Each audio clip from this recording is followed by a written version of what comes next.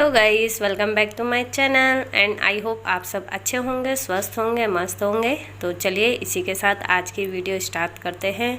और अभी मॉर्निंग के 5:30 बज रहे हैं और बाहर का आप व्यू देख सकते हैं कि कितना अंधेरा हो रहा है बाहर। हालत क्या हो रही है बेडरूम की, क्योंकि बच्चे स्कूल जा चुके हैं और उसके बाद का सीन आप देख सकते हैं।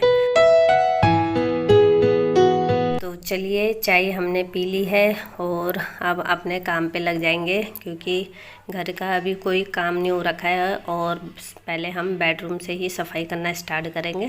तो चलिए अब ब्लैंकेट को तय लगा के रख दूंगी मैं दूसरे कमरे में, क्योंकि यहाँ पे हमारा आने जाने का रूम है ये, तो इसलिए यहाँ पे ब्लैंकेट रखूँगी तो अच्छा नहीं लगता, इसलिए मैं इसे दूसरे रूम में रखती हूँ। तो अब मुझे यहाँ बेडशीट चेंज करनी थी आज, तो मैंने वो जो गरम बेडशीट थी उसको निकाल दी और ये कॉटन की बेडशीट बिछा रही हूँ, क्योंकि अब इतनी ठंड नहीं है तो मैंने सोचा कॉटन की बेडशीट सही है। तो चलिए बेडशीट मैंने बिछा दी है और जो चादर निकाली है उन्हें धो देंगे आज हम।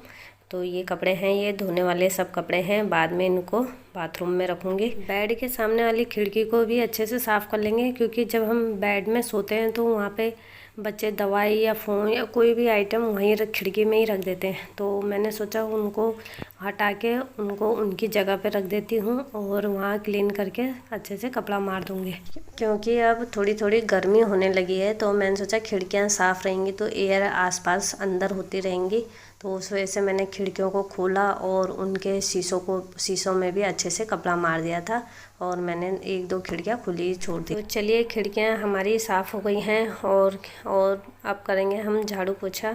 झाड़ू पोछा मारते समय हमें अपने छोटी छोटी चीज़ें जो होती हैं उनको भी अच्छे से क्लीन कर देना चाहिए। तो चलिए किचन में झाड़ू लगा लेते हैं और झाड़ू लगाने से पहले अपने घर की सभी मैटों को उठा के बाहर रख दें, ताकि झाड़ू लगाने में कोई परेशानी ना हो। सभी मेटें मैंने बाहर रख दी हैं और अब मैं झाड़ू लगाऊंगी। किचन से स्टार्ट करेंगे झाड़ू लगाना।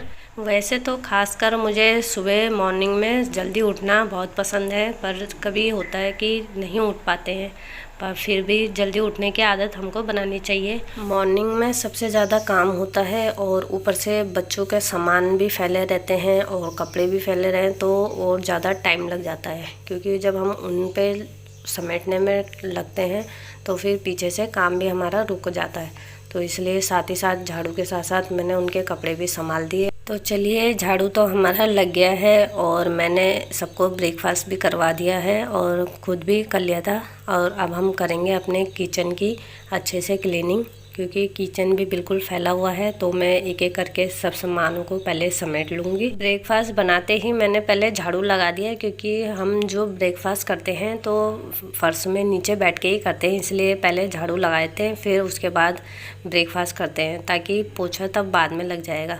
तो उसके बाद मैंने सोचा किचन की अब सफाई क्लीनिंग कर लेते हैं अच्छे से। तो जो सामान फैला हुआ था उसको मैं अच्छे से एक एक करके समेट लूँगी। पहले जो सामान जहाँ का था उन्हें वहाँ रख दूँगी, ताकि सामान यहाँ पे ज़्यादा रहता है काउंटर स्लिप में, तो खाना बनाने में बहुत प्रॉब्लम होती है।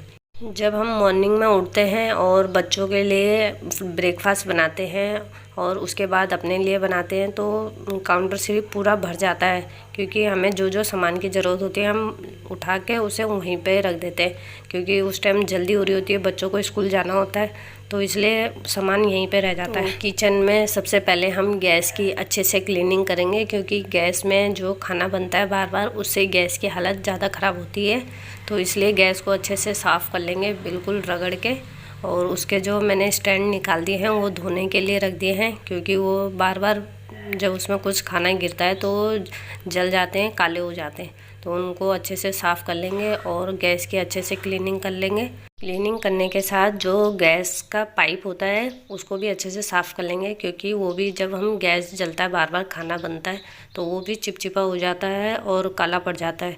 तो मैंने सोचा आज इसकी भी अच्छे से क्लीनिंग कर लेती हूँ, साफ़ कर लेती हूँ, क्योंकि काफ़ी टाइम हो गया था वो भी मैंने साफ़ नहीं किया था, तो उसको भी अच्छे से रगड़ के मैं साफ़ कर लूँगी। कपड़े को धो के और उसके बाद मैं पूरे काउंटर स्लिप को भी अच्छे से साफ़ कर लेंगे। साफ़ करने के बाद काउंटर स्लिप बिल्कुल चमक जाता है। हम काउंटर स्लिप की क्लीनिंग करते हैं तो साथ ही साथ टाइल्स में भी हमें हाथ मार देना चाहिए, कपड़ा मार देना चाहिए, क्योंकि वहाँ पे भी कुछ जो छोटे मोटे दाग होते हैं वो भी हट जाते हैं।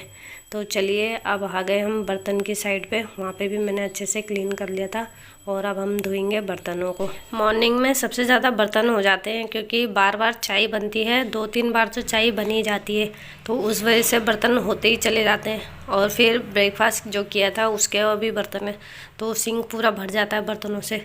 तो चलिए एक एक करके पहले मैं बड़े बर्तन धो दूँगी, उसके बाद छोटे बर्तन धोऊँगी।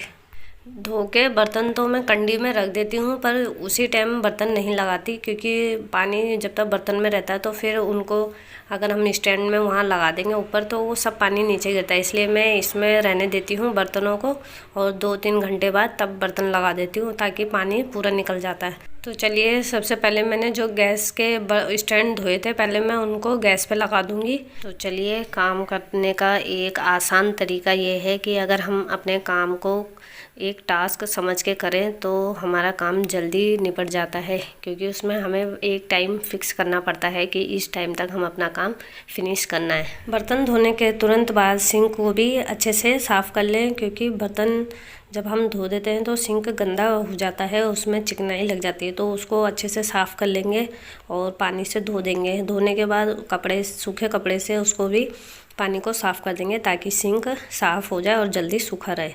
तो चलिए फाइनली हमारा किचन की क्लीनिंग हो गई है और आप देख सकते हो कि किचन कितना सुंदर लग रहा है। अपने घर को साफ़ सुथरा रखने के लिए हमें छोटी छोटी चीज़ों को देखना पड़ता है और वहाँ क्लीन करना पड़ता है। तो जैसे ये फ्रिज का एरिया है तो फ्रिज को कितने बार हम टेबल समझ के उसके ऊपर सामान रख देते हैं, जो हमें नहीं करना चाहिए। तो इसमें से सब सामान हटा देंगे और अगर आपके पास पॉट्स है, छोटे पॉट्स, तो आप ऐसे इस तरीके से रख के, और फ्रिज का जो ऊपर का एरिया है वो काफ़ी सुंदर लगने लग जाता है, तो इस तरीके से रख सकते हैं।